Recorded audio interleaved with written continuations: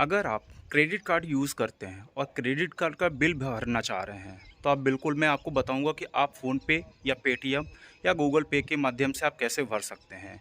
और अगर आपने क्रेडिट कार्ड से उस पैसे को यूज़ करना चाह रहे हैं, किसी को आप पैसा उस पैसे को ट्रांसफ़र करना चाह रहे हैं, तो वो भी आप कैसे करेंगे, मैं आपको इस वीडियो में बताऊंगा। तो आपको इस वीडियो में बने रहिए और वीडियो को फुल वॉच करिए, क्योंकि हर इन्फॉर्मेशन से वीडियो भरी हुई है।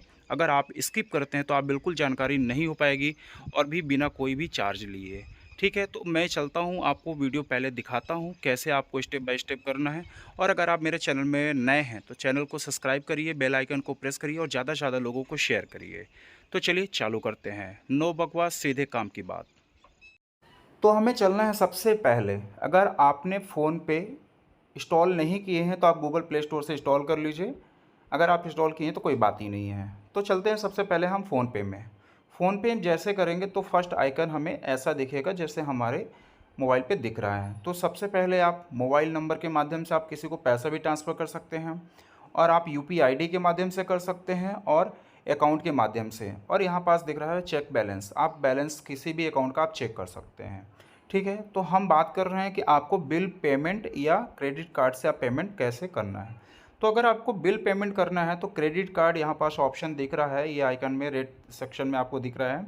आप यहाँ पास जाएंगे, यहाँ पास जाने के बाद अगर आपके पास नया क्रेडिट कार्ड है, अगर आपने पहले से उसमें नंबर नहीं डाल के रखे हैं, तो आपको यहाँ से नंबर डालना है और इसके बाद कंफर्म कर देना है। आप जैसे कंफर्म करेंगे तो आपको सेम ऐसे आइकन आ जाएगा। ठीक है, इसके बाद आपको कितना बैलेंस है आपका, यहाँ पास टोटल अमाउंट आपको ये नहीं पता चलेगा, बट आप उसमें जाएंगे अपने ऐप में, आप ऐप के माध्यम से आ जाएगा। मतलब मान लीजिए आपको 25,000 रुपये करना है या जो भी करना है, आप देख सकते हैं डायरेक्टली ऐप से कि आपको कितना है।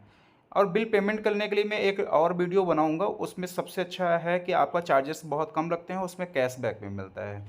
ठीक है, आप यहाँ से कर सकते हैं। अब चलते हैं हम रेंट पेमेंट में, जिसके लिए सबसे इम्पोर्टेंट है, लोगों को इंतज़ार रहता है कि हमें रेंट पेमेंट करना है या हमें उस पैसे को कैसे यूज़ करना है। तो इसके लिए आपको यहाँ पास आएगा रेंट पेमेंट। रेंट पेमेंट में आप जैसे ही जाते हैं तो यहाँ पास आप देख रहे होंगे बहुत सारे ऑप्शन, 4 ऑप्शन दिखा रहे हैं। पहला ऑप्शन है होम का या शॉप रेंट का, ठीक है, या ब्रोकर पेमेंट का या प्रॉपर्टी डिपॉजिट का। मतलब आप कोई भी पेमेंट आप कर सकते हैं। तो चलिए मैं होम में जाता हूँ या शॉप में। मतलब आप किसी को अगर करना है, तो अगर मान लीजिए आपको 50,000 किसी को करना है, तो आप यहाँ 50,000 डालेंगे।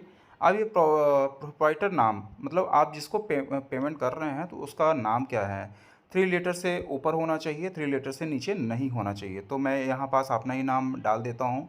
चलिए मैं ऐसे भी कुछ भी नाम डाल देता हूँ। ठीक है, अब यहाँ पास 3 ऑप्शन दिखाता है। लैंडलॉर्ड नंबर का दिखाता है कि आप जिसको आप पेमेंट करना चाह रहे हैं उनका नाम क्या है, उनका बैंक में नाम क्या है। ठीक है, तो आप अगर नाम है तो ठीक है आप डाल सकते हैं, नहीं तो उनके भी पर्सनली आप डाल सकते हैं। तो मैं मान लीजिए एक नाम डाल देता हूँ।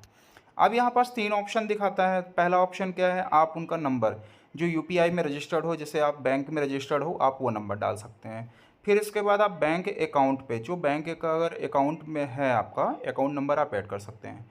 या फिर तीसरा ऑप्शन आता है यूपीआई आईडी, यूपीआई आईडी आप कर सकते हैं। तो चलिए मैं नंबर कर देता हूँ। यहाँ पास आप नंबर डायरेक्ट लेंगे तो आपको सीधा वो रीडायरेक्ट कर देगा आपको नंबर से, क्योंकि यूपीआई आईडी से कनेक्ट रहते हैं। यहाँ पास देख रहे हैं वेरीफाइड नंबर, मतलब आपका नंबर सही है। आप जैसे कंटिन्यू में जाते हैं तो आपको एक पूरा आइकन आ जाएगा कि आपका बिल अमाउंट कितना है, 50,000 आप पे कर रहे हैं।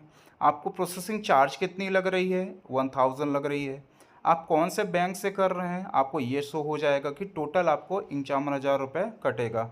अब इसके बाद सीसीबी नंबर आप डालेंगे। सीसीबी नंबर जैसे आप डालते हैं, इसके बाद आप प्रोसीड पे करने के लिए ऑप्शन आएगा। अगर आपके पास क्रेडिट कार्ड है और अदर क्रेडिट कार्ड है तो आप यहाँ से ऐड भी कर सकते हैं। यहाँ पास से आप क्रेडिट कार्ड नंबर डालेंगे, इसके बाद वैलिडिटी डालेंगे, आप यहाँ मंथ डालेंगे, ईयर्स डालेंगे और सीसीबी नंबर डालेंगे।